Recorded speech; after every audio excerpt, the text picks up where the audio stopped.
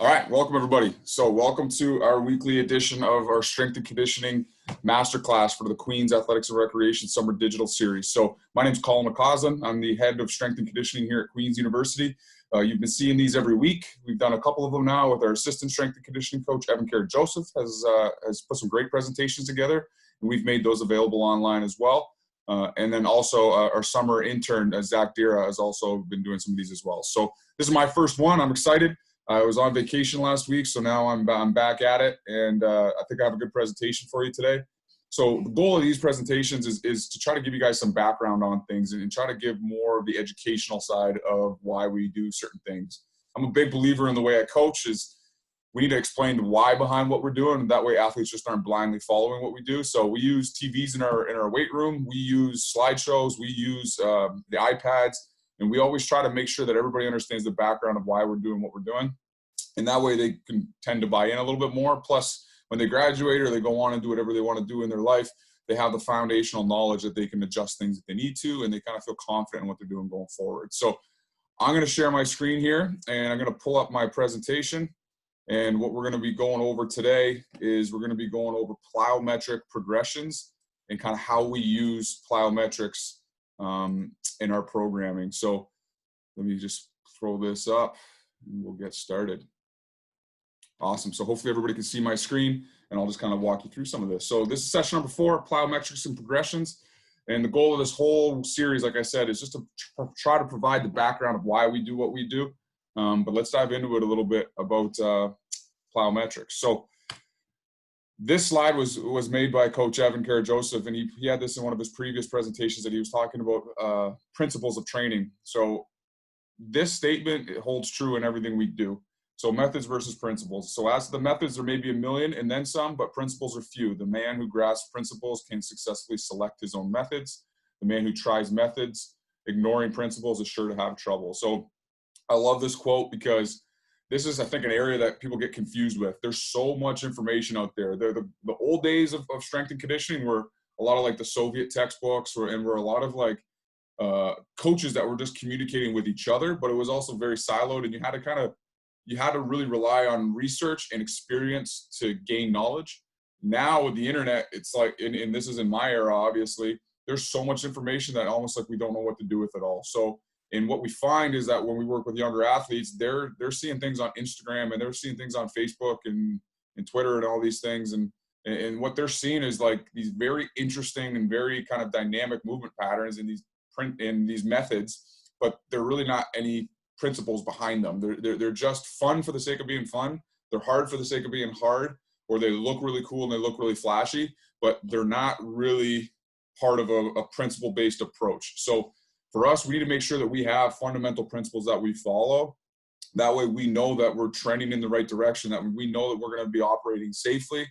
We know that our athletes have an opportunity to get better week by week, hopefully have no setbacks due to injury. But even if we do, we can therefore go back into our principles and continue to build off of that. So I'm going to talk about those here in a little bit. I'll dive into the principles specifically, but I wanted to start off about some of the background to plyometric work. So plyometrics is a tool in the toolbox, right? So from a strength and conditioning perspective, or even if you're a general fitness enthusiast, I mean, there's so many different avenues and methods of training, but plyometrics is just one slice of the pie. So one thing we see a lot is a lot of people do just jump only programs. Well, the thing here is like, there's no sport that is purely just jumping. There's so much to the technical and tactical side of development. There's also so much needed from a musculoskeletal standpoint, from strength and high levels of force output that are required in certain movements.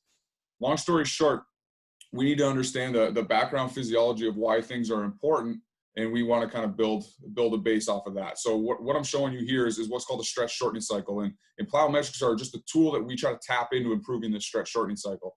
And the easiest kind of example I always use when we teach is basically it's almost like a spring that what's happening here is that as soon as I make ground contact, or as soon as I like dip in my squat or dip in a push-up, I'm getting a stretch of that muscle fiber. So it's like a spring. So what happens when I stretch that muscle fiber, basically a afferent nerve basically sends a message back to the spinal cord and says like, holy cow, we're stretching really quickly. And it comes from your muscle spindles. It's just a quick rapid stretch. And then that message gets sent back to your spinal cord where it actually makes a quick decision and just sends out a message to say, we need to make sure that we don't stretch too far here and injure our tissue. So what we're going to do is we're going to cause a quick reactive contraction. So they used to do this. I remember seeing this as a kid. You go to the doctor's office and they tap your patellar tendon, and they find that like what happens is the leg actually and the knee extends. And the reason being is because what you're doing is you're smacking that tendon, technically lengthening it very quickly, and you're causing this quick efferent contraction down that alpha motor neuron back to the muscle spindle, causing it to contract. So that's what we call the stretch shortening cycle. And the goal of training is plyometrically is how can we benefit that and how can we utilize that and make it better. So for us, we don't want plyometrics to be slow, especially as we kind of progress through them.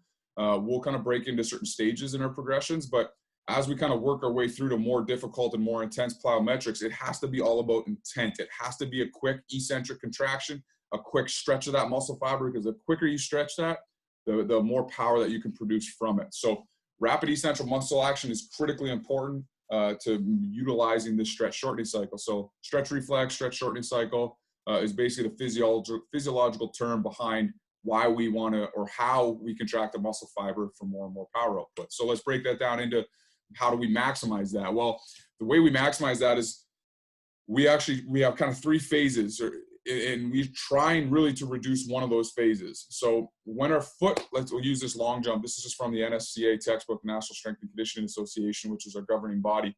This is just a good diagram that makes sense for a long jumper, where there's obviously a flight phase, or even if you are about to initiate downward movement in a jump, let's say, you're going to have this contact right after that. You're going to have this eccentric overload where you're getting that quick dynamic stretch. Okay, so you're not going to get this in general in like a weighted squat. You're not going to get this in a traditional push-up. This has to be very fast and very elastic. So you're going to get this quick eccentric stretch. And then obviously there's going to be a point in time where you're no longer stretching and you're creating isometric tension. So in regards to a foot contact in a plyometric, that's what we call the amortization period, where you're fully engaged on the ground. And then there's a quick reactive concentric contraction in the opposite direction. So obviously putting those three together make up a full eccentric, isometric, and then concentric contraction. But our goal when we're coaching is trying to get athletes to reduce that amortization stage, reduce the time they spend isometrically, so that way we can create a quicker, more reactive stimulus. So our whole goal here is to try to increase the rate of force development. And we use cues. We use a lot of external cues when we coach. We don't really use, as much as possible, we don't really use what we call internal cues, where it's like, make sure your foot hits the ground, or make sure your foot gets off the ground quickly. That doesn't really ring. And we know from research and we know from coaching experience that athletes don't really relate to that. But if I tell them the floor is lava, or pretend like you're stepping on glass, not that you would want to pretend that, but they get the example and they can relate to it and like, oh, okay, I need to get off of that quickly. It makes a lot more sense. So that's kind of what we're breaking it down into: the eccentric, the amortization, and the concentric, with the concentric obviously being the side that produces the most power. But the thing we were looking at is like, we're probably going to want to break down our progressions to focus a little bit more on eccentric at first, a little bit maybe the amortization or the isometric positions, and then we kind of build into some concentric work from there. So rate of force development is basically how quickly can we absorb force, then output force in the opposite direction. So I like this example here on the right. This is from a book called Triphasic Training, written by Cal Dietz, a pretty famous strength and conditioning book. But they use this example on bench pressing, but we can also take the same concept to jumping, right? So still two very good athletes, both basically in this case we're bench pressing the same amounts, but let's use a vertical jump for example. Both athletes maybe jump the exact same height, but one athlete can do that quicker, and what you can see is they can have that quick eccentric loading into that quick turnover isometrically or reduced amortization phase, and then turning that over very, very quickly and creating more power output in a shorter period of time. So the athletes, it's not all about force output. It's also very much about rate of force development. So how quickly can we get to that max level or into that fifth gear, I always say. There's no point in having a Ferrari that has all these gears and all these basically ratios of gear settings if you can't actually like get to the top one very quickly, and you're going to need to maximize that power output. So for us, this is where plyometrics come into our training programs, where we're obviously going to do strength training. That's critically important. The easy equation for power is force times velocity. So we're going to have the force side of the equation. Well, the velocity side of it needs to be quick and intentional, and it has to be fast and working on high levels of rate of force development. So you'll see on the left here, this is for a sprinter, and basically we talked earlier about having plyometrics as a tool in the toolbox. Well, one of the more specific things we actually do in the majority of sports is sprinting. Most people aren't standing in one spot and jumping. Even in volleyball, they're traveling around the court. So we can actually use different jump variations to try to improve our sprinting.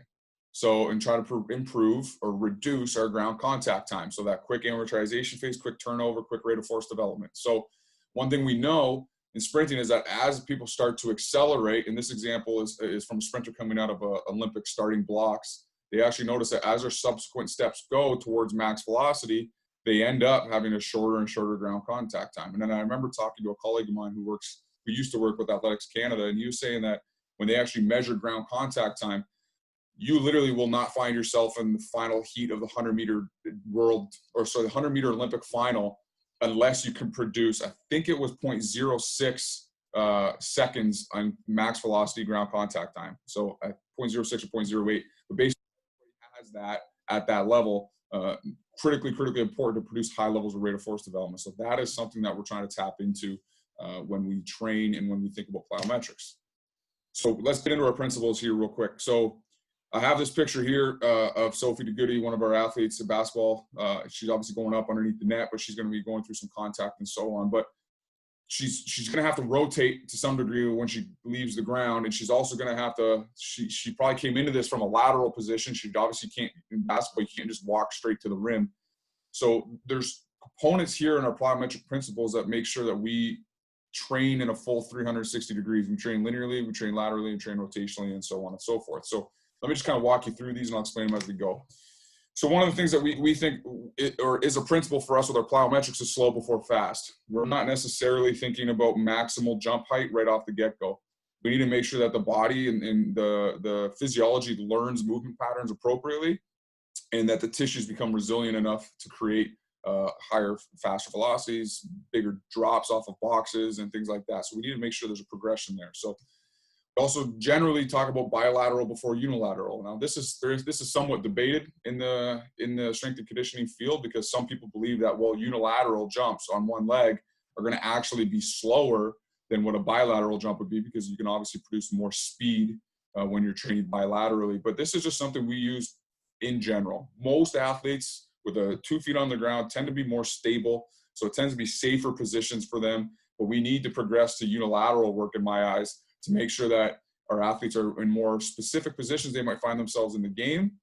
Although the speed might slow down, it creates an opportunity to give them a stimulus that they might actually require while sprinting, while jumping in a game or whatever it might be. So most sports actually have single leg takeoffs too. So, but in general, bilateral before unilateral allows us a good opportunity to progress to more unstable positions.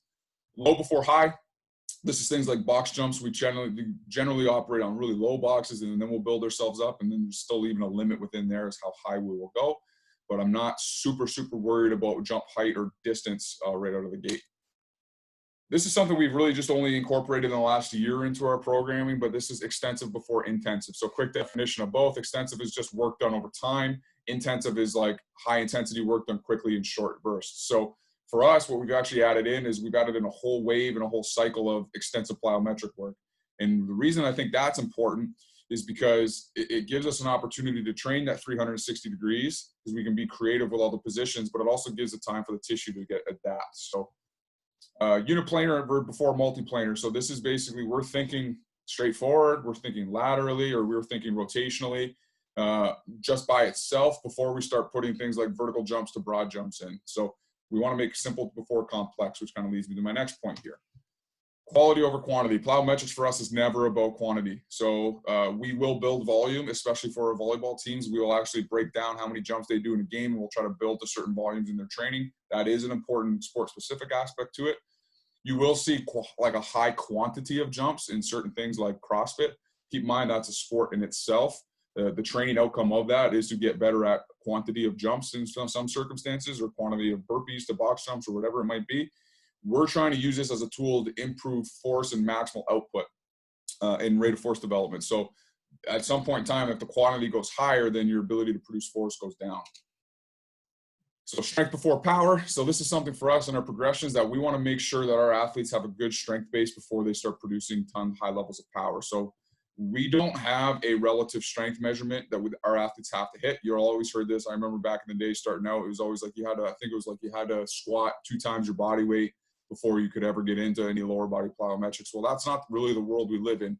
Our athletes, even if you're a youth athlete and you're playing volleyball in high school, you're already jumping and you're already doing intensive jumps. So we just need to think, okay, how can we mix in a solid level of strength training into their training program in order to try to improve that relative strength and that force output and that stability and so on. That's just a injury prevention side as well as an athletic performance kind of side, the things we want to focus on. But then how can we take our jumps from simple to complex, and over time in multiple years, we start kind of progressing things to make sure that our athletes from day one, when they're really, really young, aren't just doing these crazy plyometric stuff and progressions that don't really make any sense for that age group. So, and then this is a really good principle and a really good point, is leaving room to grow. Don't rob yourself twice. I can't remember who told me this, but this is something that is really, really important when you're thinking about programming and not just plyometrics. Leave room to grow. So basically the whole point of this is if you progress to the most difficult level of jump protocol, so triphasic, or sorry, let's say like, what is the term I'm looking for? French contrast training, or you're looking at doing like high levels of jump volume, or you're doing depth jumps, or you're doing drop jumps, or whatever it might be from crazy heights. Well, there's really not anywhere else to progress. So when I say don't rob yourself twice, one, if I take a young athlete and I progress them too quickly, 2 things happen. One, they're not going to be able to maximize the training effect from that stimulus because they haven't really had the motor learning and the building blocks along the way to allow them to utilize those exercises as effectively as they could otherwise. So they don't actually get the training effect that they could. Secondly, now when you go to bring them back to that training, maybe they are ready for it. Well, they've already done it. Their body's somewhat accustomed to it. You no longer have the training effect within their periodization that you were actually looking for. So you've kind of robbed yourself twice. So anytime you progress things too quickly or you go too far down that rabbit hole too quickly, you end up basically robbing yourself twice. You are not ready for that stimulus. And then when you do become ready for that stimulus, it's something that your body's already done and is somewhat adapted to. So it's not really a great idea to jump too far ahead in your progression. So I'm going to change the slide here, but what I'm going to say before I do is this is kind of a general outline I put together off of a document that we've had that just lists a bunch of jump progressions, which I'll show you a little bit later. But basically, this is just going to be a visual of some fundamental principles and progressions that we use. So I just put this together recently. So basically, I think everybody should be able to see this. These are different jump variations and jump types that we use within our progressions. The reason there's a small arrow below each, and both a white and a black arrow, is because the white arrow just indicates that we will go uniplanar. We will do things like vertical, horizontal, lateral, and rotational jumps within those progressions themselves. And obviously, as we move from different jump type and jump stimulus, then we can continue to progress within those types. So then the second thing up top is just bilateral, then progress to unilateral. This doesn't mean that all landings are done bilaterally and all drop jumps are done unilaterally. But once again, there's a little arrow there for each one, just indicating within each one of these subgroups of jump types and jump stimuli, we're actually going to try to progress bilateral to unilateral within that. So our main starting point is trying to work on landing. So some of the things we use for landings are things like snap downs, just landings, so drops off of boxes. We even use a whole mini hurdle series that we'll use to create more foot, ankle, knee stability. And then we work into some of this extensive stuff. So we'll talk about this in a minute, but I did mention this earlier. This is the first year we've used it, and I really, really like it, and it's going to be a staple going forward. Then we use box jumps. There's a major benefit to kind of progressing to that. You kind of take gravity out of the equation.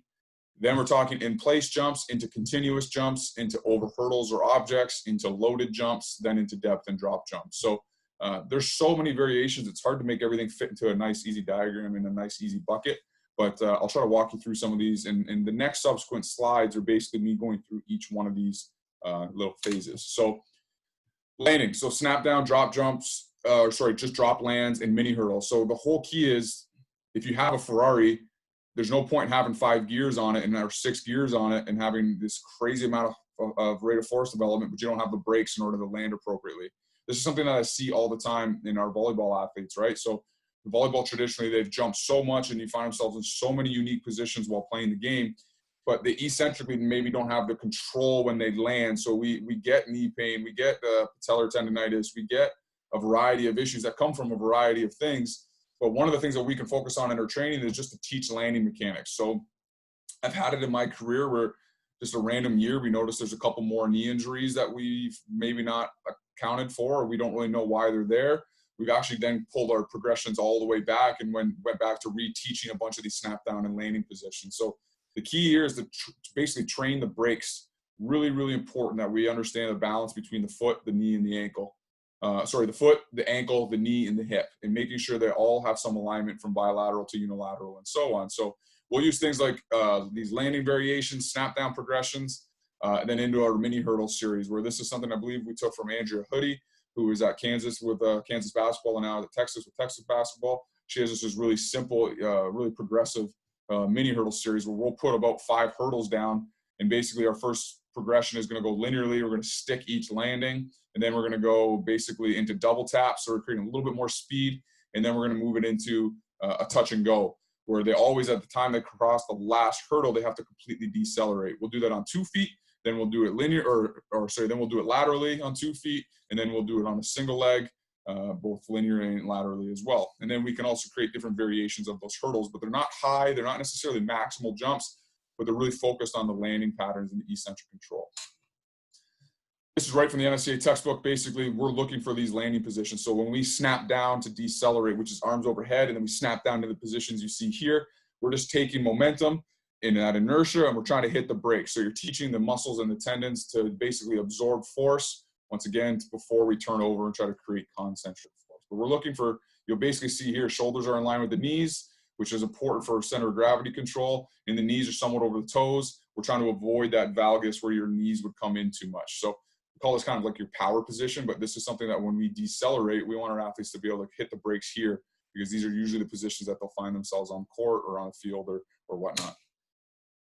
So extensive plyometrics. So extensive plyometrics, like I said, this is something that we've used for the first time this last season. We just basically got more space in our facility so we could be creative with how we did things. And I really like these because I've been able to train our athletes in multiple directions, generally a little bit higher level of foot contacts, but they're not maximal jumps. So they're very sub-maximal. Still, like in comparison to like a squat and the time under tension you would have with that, it's still very fast. But we're not jumping maximally, usually about 75%. And I've actually shown this workout note is what's in our team builder, where it's basically 1, 2, 3, 4, 5 different exercises. And then what we'll do is we'll do them over about our 30-yard turf, walk back for a little bit of recovery. And basically we can start adding more and more jump variations to this. So we go from a certain number of foot contacts, and then every 2 weeks what we did, actually no, every week we would progress it somewhat. And then what I noticed is that might have been too quick. So we started pulling back and only progressing every 2 weeks with a small amount of jump and volume increases. But we did this for a full 6 weeks from January through to the middle of February before reading week. And then we started adding in more intensive stuff after that. But this was a really good way to teach the foot, the knee, the ankle, how to absorb force and work on these athletic positions. And I really, really like these. So I didn't necessarily do these as much with our linemen. We shortened the distances for them in football. But I will use extensive plyometrics in the future. Plus, you get a really good aerobic benefit from it. But the chart there on the left, demand exceeds capacity. This is simply a great visual to show that one of the main things we're trying to do is we're trying to improve the overall tissue tolerance. So tissue tolerance comes from training frequency, training intensity, obviously motor learning and positions that people find themselves in. And one thing we find is that as athletes train in an appropriate and progressive fashion, that tissue tolerance level should go up. Well, if now they don't train and they're untrained or they're detrained, which is something that we'll definitely see after COVID, is that we go back to gameplay. Well, that applied load, as soon as that intersects and breaks over that tissue tolerance line, that's when injury occurs. So the demand now has exceeded the capacity of the tissue. Well, extensive plyometrics is a great low intensity way for us to introduce a more fast and somewhat more intense stimulus, but very slowly and progressively, so that the ankle, the Achilles, the calf, they can basically become more accustomed to these ground contact times before we go right into intensive work. So extensive plyometrics are basically a great way to try to push up this tissue tolerance. So box jumps, this is our next progression. So box jumps, we like these because it gets gravity out of the mix. Really, when you're landing now on the box, you produce that concentric force. Well, now you're not falling from such a high height and therefore having to absorb all that eccentrically. So this is something for us. So we even have some athletes jump up onto boxes and then they might turn around and then land off of them just to teach perfect mechanics early on. This is probably one of the most kind of overlooked parts of traditional plyometric programming. When I notice things online, everybody loves seeing crazy high box jumps.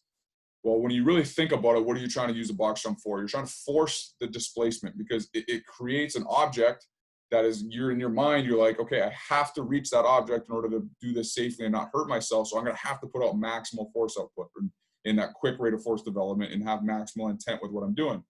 Well, why not just lower the box a little bit and then try to land up a little bit higher in a bit of a better position? Because high box jumps really, obviously there is some power involved in them, but they really only favor people with really mobile ankles and hips. Like if you look at the position here, the individual on the right really didn't displace his hips anymore. He's just using more mobility and he's kind of tucked his knees up. So for us, the risk really isn't worth the reward. So we really don't have anybody jump over boxes more than 30 inches and most of 20 to 24 inch box as well. So I'm not super worried about box height. I'm more worried about teaching them intent. And I like this picture because there's really no difference in power output here, but this one seems way safer and more athletic to me. So box drills, these are different ones that we might use boxes for, different push-off variations. The low and the mediums and the highs and brackets afterwards are just kind of what I classify them as intensity-wise. Basically, these are just pushing off of boxes, so using small boxes for different drives and positions. But basically, we start all of our box jumps at seated for the most part. And the reason I do this is it forces the athlete to engage the hip and not just be a quad dominant jumper. So it allows them to use their glutes and their power and basically their whole posterior chain when they jump. So not just using, like I said, their quads and their anterior chain. So we actually do a lot of these too, even throughout the season, throughout the off season with people like linemen, because offensive linemen and defensive linemen find themselves in a very posterior dominant position when they're on the football field.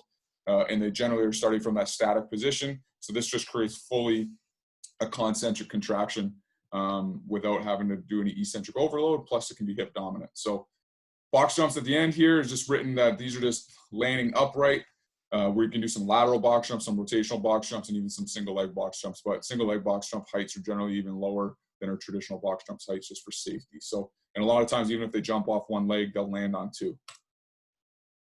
Next progression, in place to continuous. So this is really simple. Basically jumping once in place, landing, to jumping multiple times repetitively. So for example, one squat jump might be somewhere where we start just to teach the proper landing, proper absorption, and then we start putting them back to back. And even continuous jumps, you can think about a broad jump. Well, now we might go to a triple broad jump or a quadruple broad jump or a penta jump, which is 5 broad jumps in a row. These give us options to kind of couple things together. But that is something that I find you see it online all the time, these crazy jumps with all these different jumps going together back to back to back to back to back. Well, the thing is like I've noticed that many athletes struggle with kind of linking and coupling these together. I've had very, very high level athletes that I put on to a triple broad jump maybe a little too soon. And what I've noticed is like they struggle to get off the ground quickly and have rhythm with those jumps. So they need saturation time to learn the motor pattern. So one, that's where we can use those in extensive plyometrics to teach them at a lower intensity to create that rhythm. But the whole point of this is to get them to basically a progression that suits them. So we might just work on one jump and then a second jump and then a third jump, and then we'll slowly decrease the ground contact time and try to increase the intensity. So basically, yeah, in place to continuous is a good place to go now that we're off the box jumps. Much like the box, now when we provide an object to jump over, like hurdles here, this now gives us that message of intent. I have to get onto that box, or I have to get over this hurdle, or else I might hurt myself. We also don't use very high hurdles, or we never really go above 30. We actually rarely even use anything over 20 inches. But the idea is teaching maximal intent, reducing ground contact time. And once again, we'll usually start with one jump, and then we'll start coupling these back to back. So this, I think, is a 5 hurdle hop with yours truly doing this.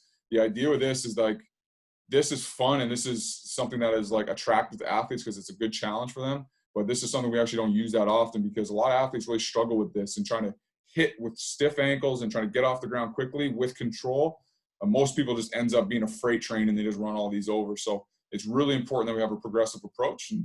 But these are great tools at low heights to force you to mentally have to output high levels of rate of force development, because you have to jump over it or you're gonna eat it. So over object is definitely another progression we use. Then we work into a loaded, so we'll use things like trap bar jumps. To be honest, it's not a perfect progression for us. We've actually used load jumps sometimes earlier in the training program because we'll use them really lightly. We'll use things like 45-pound trap bars or 65-pound trap bars. We'll use just the bar to work on that in our Olympic lifting variation. So we coach very large groups of athletes, so I don't really teach Olympic lifting to them because our weight room is usually 20 plus athletes at a time with one certified strength coach. So we use a lot of weighted jumps. So things like dumbbell box jumps, once again, you're reducing the eccentric overload into things like trap bar jumps, into things like banded jumps, and then different dumbbell swings or dumbbell kind of combos that you could kind of couple jumps with. So obviously, like, you need to have a baseline level of strength. There's no point in doing a trap bar jump if you've never trap bar deadlifted before. You need to be strong and comfortable in those positions. But I think it's something that is very, very useful because you also can teach a very fast and overloaded eccentric portion to the landing, which is really good muscularly to create that extra break that we might need in order to quickly change direction or to reach maximal jump height. Our second last progression here is depth jumps. So this individual is actually doing a one-leg depth jump. These are probably one of the two most intense variations we do, because as the box height goes, you're creating more and more gravity overload, putting more and more strain on the tendons and ligaments. So I think it's a really important thing that we understand that these are the variations that we don't want to rob too early from. So we'll use things like box heights from 12 inches, and we'll start really, really low, trying to teach quick off the ground, which is a depth jump is basically coming off of that box, absorbing into the legs and the hips and the posterior chain a little bit, and then turning that over to create concentric jump in the other direction, or it could be in a broad jump or whatever it might be.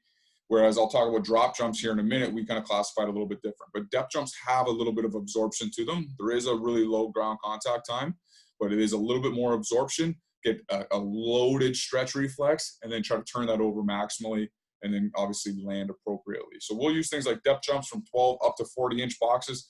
You'll see stuff where some elite level athletes can go above 40 inches, but I don't know if I've ever really done that. It's not a stimulus in a large group setting that I'm really looking for. And our heavier athletes and younger athletes will usually stay well below 18 inches because obviously gravity requires way more eccentric control. And if I weigh more, if I'm a lineman or I'm a front row in rugby, I might struggle with what that control and overload looks like. So it is an important thing that we consider, like, the body composition of these athletes as well. But basically, we can progress over hurdles, and we can even include an overhead target. Drop jump, here's yours truly again. This is one of the Instagram live videos we did. But basically, this is me outside of my house doing a depth jump or drop jump off of a tire. The big difference here is there's less absorption. So if you notice this athlete in this picture, this hip is kind of behind their heel. They're almost at a 45-degree angle with this femur. Over here, it's much more vertical, much more stacked up, and much quicker off the ground because I'm much more elastic off of my foot. So a quicker stretch of that reflex, or a quicker stretch of the Achilles tendon causing that stretch reflex, but very stiff ground contact time. And I'm trying to get off the ground as quick as possible. So cues like the ground is level, you're stepping on glass, these are really good for this, because this would be really good for sprinting where you're hitting the ground with almost a fully extended leg, not fully, but like close to fully, and you need to get that foot and ankle complex to come off of the ground quickly. So we use lower box jump heights, so 8 to 24 inches, mainly because this is stuff that it can be pretty intensive. So if I'm not really absorbing, well, it's going to be a little bit tougher on my joints. So we need to make sure that our athletes are prepared for this, and we'll really start low. But we don't really use these with a lot of people. We might use these with volleyball. We might use these with basketball a little bit for our more advanced athletes, but we're not using these with every athlete because I think that, once again, we need a place to progress to, and all those other ducks kind of need to be in a row. So when we program design things, it's kind of tricky to assign volumes to things, but the NSCA does give us some guidelines, and they basically say beginner athletes with no experience should be about 80 to 100 foot contacts. Intermediate is 100 to 120, and advanced is 120 to 140. So this is something that it's not as cookie cutter as this. It's not as easy, and it's not as simple as this, because Some beginner athletes might only be doing, for us, they might only be doing extensive work where they're easily going to get 100 to 80 to 100 foot contacts, but I'm probably not going to do 80 to 100 box jumps in one workout with a beginner athlete. Might be too much in my kind of estimation, but at the same time, we go to the advanced end. We have sports like volleyball where we can actually work backwards. For our setter, for example, we know our setter might jump over 200 times in one 5-set match, even more than that, but they're not necessarily always going to be maximal jumps either, just popping up off the ground. So they might need to jump more than this, but they might need to also pick different variations that are appropriate for them in order to build that capacity. The same concept here, though, of building tissue tolerance comes into play, because although we're trying to improve that tissue tolerance, we also need to consider how much they're practicing. So if they're doing 200 jumps in a practice or a game and they're in season, I'm probably not doing any plyometrics with them in season, because I don't need to try to push that tissue tolerance too far where I now create too much demand and I no longer am below the capacity of the tissue, but I've now kind of ramped it up too quickly. So my points here, basically, for a beginner, we're going to focus mainly on the landing and the extensive plyometrics. But the intermediates, we're going to basically be selective with some of the high intensity exercises that we do. Generally, you're going to have a higher relative strength output for these individuals, and we'll just kind of use your judgment on this. And then advanced, these are individuals that we actually might look at the sport and how many ground contacts that they need for the sport, and we might work backwards from that. So also, if I'm doing depth jumps and I'm doing drop jumps with advanced athletes, I'm not doing 120 to 140 depth jumps. I'm probably honestly going to do no more than 40 depth jumps, because they can be pretty intensive. So key here, very slow increases in jumping volume, less than 5% a week. A lot of people talk about 10%, but I think for us, it's why not even be a little bit safer than that? We have time with our athletes throughout the off season, and they're also likely going to be playing they might be practicing still in the off season a little bit, or they might be playing another sport. We never really know what's going on fully, especially in collegiate athletes. So we're going to be really, really slow with our progressions here. We might only add like anywhere from 2 to 5 foot contacts over a month, and we're going to take our time kind of increasing the intensity or the volume, especially if the intensity is already high and we're doing depth and drop jumps.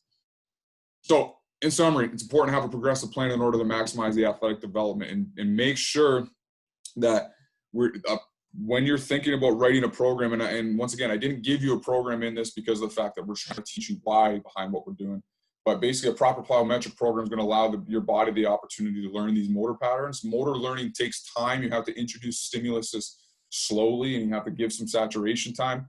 It's not all about Tony Horton muscle confusion. The idea here is giving athletes tools to use, let them get better at it, and when they're no longer getting better at it, that's the opportunity to then switch it up. But one thing I've learned, and Evan, our assistant coach, Evan Karajosa, is very smart, and he's always challenged me on this, and I agree with him because we've seen it work, is like, we just need to take our time with simple things, where it's like sometimes we get excited to move on to a progression. Well, we're still getting their bang for a buck, where athletes are still performing well. They've been healthy throughout the training process. So let's keep that stimulus rather than switch it up too quickly. So the key here is we want to make sure we have progressions in place so so we can minimize our risk of injury.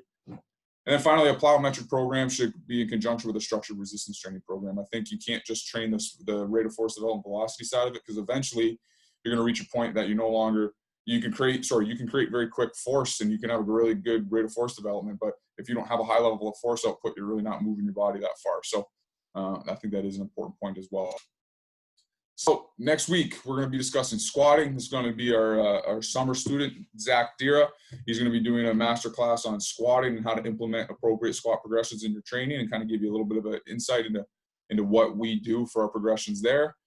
So that'll be a good one next week at the same time, same place. So on my end, that's it. So thanks for watching. I'll open it up to any questions. I don't know how many people are still on this. It looks like we got about 6 people or so. But if anybody has any questions, feel free to shoot. I'll give you about 10 seconds or so. That way you're not staring at my mug here for no reason. But it doesn't look like any questions are coming through. So have a great rest of your day, everybody. Hopefully you're enjoying the weather, and hopefully everybody has a great weekend. So we'll see everybody tomorrow, 11:30 on the Queens Gales Instagram Live. We're going to be doing another, hopefully, interview with hopefully I got an interviewee coming up that could be kind of fun. But and then we'll be again at 11:30 on Friday with the Instagram Live. Plus at 1 o'clock on Friday, we're going to do our athlete spotlight again. So I think we have a good one for you this week. So have a great week. Stay safe, and we'll talk to everybody a little bit later.